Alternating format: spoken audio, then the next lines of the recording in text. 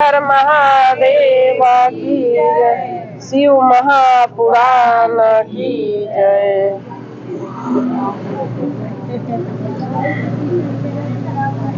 बाबा बैजनाथ धाम की कथा। ज्योतिर्लिंग 12 ज्योतिर्लिंग में बाबा धाम की कथा।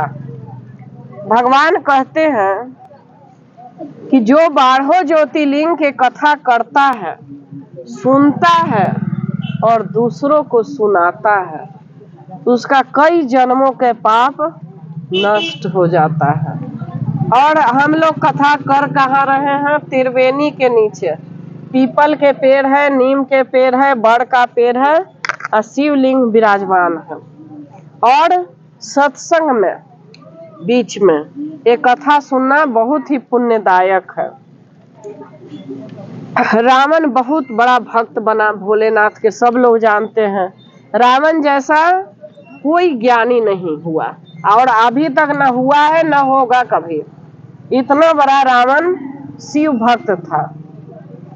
एक दिन नारद जी जाते हैं और रावण से कहते हैं कि तुम तो इतने बड़े शिव भक्त हो, सब देवताओं को बांध बांध के बंदी बना रखे हो और महादेव के परम भक्त हो, लेकिन तुम्हारे लंका में शिवलिंग नहीं है। शिवलिंग नहीं है तुम्हारे लंका में। इस प्रकार उन्होंने कहा। रावण बोला कि शिवलिंग से क्या होगा? बोले कि जब शिवलिंग के तुम ले आओगे, भगवान जो माता पार्वती जी जो शिवलिंग पूजा करते हैं, वो शिवलिंग अगर आप ले आके यहाँ स्थापित कर दोगे तो वो शिवलिंग स्थापित होने के बाद कोई परास्त नहीं कर सकता तुमको। तुम ऐसे ही निर्भय रहोगे, आजीवन निर्भय हो जाओगे। इस प्रकार उन्होंने कहा। अब रावण के मन में तो आ गया विचार कि अब ऐसा ही करेंगे। रावण गया और चल गया कैलाश पर। वहां जाके बहुत भक्ति किया और तांडव वही उसी रावण के द्वारा ही तांडव हुआ है। जो तांडव स्त्रोत है ना, वो रावण ही पहली बार भगवान के खुश करने के लिए तांडव किया और तांडव स्त्रोत का निर्माण किया। रावण ब्राह्मण भी था, माँ राक्षसी थी। पिता ब्राह्मण थे, बहुत ऊंच कुल के, और माता राक्षसनी थी।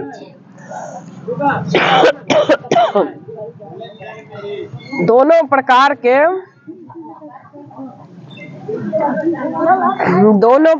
के तो रावण कहता है जाके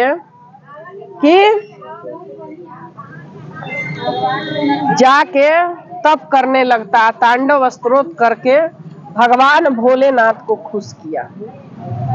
भगवान भोलेनाथ तो दयालु होते हैं, वो दया के सागर हैं, वो कृपा निधान है। जिसको देना चाहते हैं सब कुछ दे देते हैं। वो प्रकट हो गए।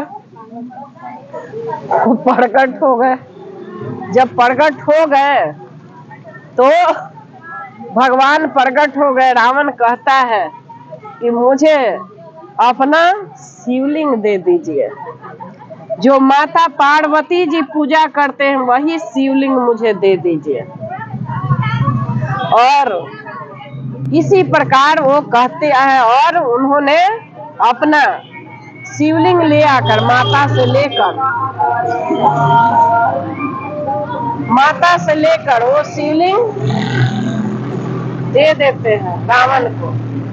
लेकिन कहते हैं कि हे रावण, अगर कहीं भी रख दिया ये शिवलिंग तो फिर उठेगा नहीं। ये कहीं भी रख दिया शिवलिंग तो उठेगा नहीं, दोबारा कभी लंका नहीं जाएगा। बोला कि हम नहीं रखेंगे, लेके चल पड़ा। इधर माता पार्वती बेचैन हो गई। नारद जी जाके कहे कि आपका शिवलिंग रावण को दे दिया। माता गुस्सा होने लगे, बेचैन हो गए। अपने पुत्र गणेश के पास जाते हैं और कहते हैं कि हे पुत्र, मेरा शिवलिंग मुझे ला के दो, वो लंका नहीं जाना चाहिए। सब देवता भी विनती करने लगे कि लंका में शिवलिंग नहीं जाना चाहिए।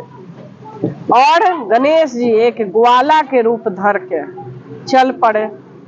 अब उसके मन में, रावण के मन में लघुशंका का विचार आया। इतना ज्यादा लघुशंका यानी पेशाब करने की इच्छा तीव्र हुई कि लगा कि अब पेशाब कर ही देगा। तब कहता है कि ये बच्चा सुनो गणेश जी के, थोड़ा मेरा शिवलिंग पकड़ो और रखना नहीं जमीन पे, मैं लघुशंका करके आ रहा हूं। इसी प्रकार हो गया लघुशंका करने। तो 3 दिन बीत गया, नदी बह गई, नदी बन गई। अभी भी है ही बैजनाथ धाम में उसका नदी है। तो नदी हो गई और गणेश जी बार बार पूछ रहे हैं कि अब तो आ जाओ, नहीं तो मैं बहुत दिन से भार, अब नहीं मेरा सहन हो रहा है। और उन्होंने, गणेश जी ने फिर नीचे रख दिया और वहां रावण का लड़ टूट गया, पेशाब खत्म हो गया। वो दौड़े हुए आए, बोले कि ये तुमने क्या कर दिया, पृथ्वी पे रख दिया, मेरी सारी तपस्या तुमने खत्म कर दिया, इतने सालों की तपस्या तुमने खत्म किया। और उसने, रावण ने बहुत उखाड़ने की कोशिश किया, लेकिन वो शिवलिंग हिले ही ना, क्योंकि बाबा भोलेनाथ का वरदान था कि जहां रखा वहीं रहेगा, जहां रखा वहीं रहेगा, उठेगा नहीं फिर। इस प्रकार शिवलिंग वहीं रह गया।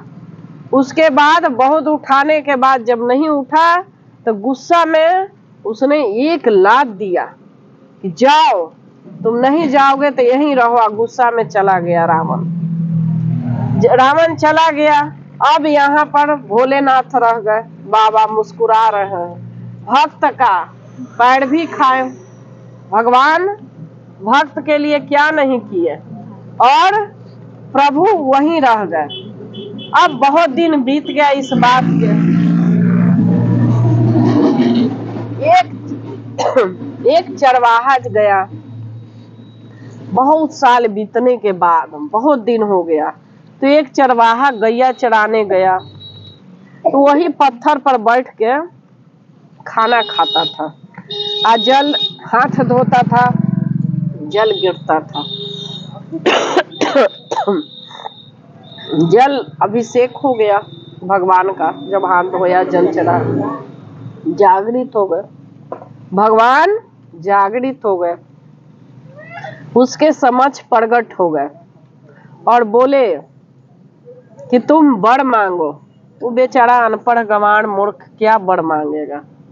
कहता है कि तुम कौन हो, मैं तुम्हें नहीं जानता, मैं क्यों वर मांगो। तो नहीं, मैं तो भगवान हूँ, मेरे से वर मांगो। तो जब भगवान है तो मेरा नाम आगे लगा देना बैजू, और तुम अपने पीछे नाम लगा दो नाथ। तो जब भगवाने है तो मेरा नाम बैजू प्रसिद्ध कर दो, आप पीछे अपना नाथ जोड़ दो। तो बोले कि ठीक है, आज से बैजू नाथ ही प्रसिद्ध ज्योतिर्लिंग रहेगा। उस दिन से बैजूनाथ ज्योतिर्लिंग, अब उसको बाबा धाम, बैजूनाथ, वैद्यनाथ जो भी कहे, उसी दिन से भगवान का वहाँ ज्योति स्वरूप ज्योतिर्लिंग बाबा बैजनाथ धाम प्रसिद्ध हो गया। वो ज्योतिर्लिंग ऐसी है, जो भी मनोकामना से सच्चे मन से जाता है और वहाँ ध्यान करता है और कोई चीज मांगता है, वो कभी खाली हाथ नहीं आता, वो खाली हाथ नहीं लौटता। एक उमंग है कि कामर लेके हम जा रहे हैं, लोगों को देखा देखी जा रहे हैं, जल चढ़ा रहे हैं भाव से, जो भी, वो अलग भाव है। एक है कि वहां जाके जिनके वंश भी नहीं हुए, वो भी जाके पेटकुनिये वहां जाके धरना दिए हैं, उसका सारा मनोकामना पूर्ण हुआ है। ये इतिहास गवाह है, और लोग सुनिएगा, गांव घर जो भी है, जो भी गया उसको सभी की मनोकामना पूर्ण हुई है। और यही नहीं, हम 4 साल पहले 2020 की बात है, हम लोग शिवरात्रि के दिन जब जल चढ़ाने गए तो सोचे कि आज तो बाबा के दोस्त आई थी चंडीगढ़ से, तो हम दोनों वहाँ अंदर ही रूम लिया और होटल में से 3 बजे नहा के निकल गए थे। कहे कि ब्रह्म मुहूर्त में ही हम लोग भक्ति करेंगे। तो 2 बजे उठे, 1 घंटा में दोनों तैयार हो गए और 3 बजे सिमरन शुरू करके लोटा में जल ले लेके निकल गए, मतलब वो करके। और लाइन लगते लगते हमको 12 बजे दिन में नंबर आया शिवरात्रि के दिन। तब तक सिमरन हुआ भगवान के 12, मतलब जो भी जितना देर हुआ। जब जल चढ़ाने पहुंचे तो बड़ा भीड़ था।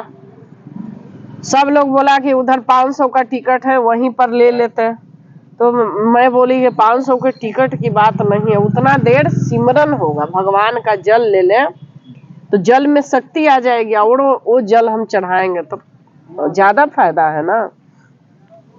जब 12 बजे जल चढ़ाने गए तो बाबा के सामने जल चढ़ाया तो लगा कि इतना दूर से आए हैं, तनी माथा टेक लेते हैं। तो जब माथा टेके तो हम गिर गए, माथा तो टकरा गया उन्हीं में, ये माथा उन पर। और कह रहे हैं कि बचा ले बाबा, बचा ले बाबा। कम से कम देह पर 50 आदमी चढ़ गया। इतना देह पर मेरी जो दोस्त देखी तो बोली कि हमारी तो गुरु मर गई, अब हम जी के क्या करें। मन में उसके अंदर भाव आया, वो भी जल चढ़ाई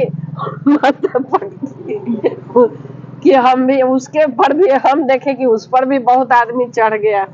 हम दोनों ऐसे बाबा के माथा पर गिरे हुए हैं, शिवलिंग पर दोनों के माथा गिरल है, दोनों पे आदमी जल चढ़ा रहा है। कह रहे हैं कि बाबा बचाएंगे। पंडा कह रहा है कि कुछ है तो हाथ खोज रहा है।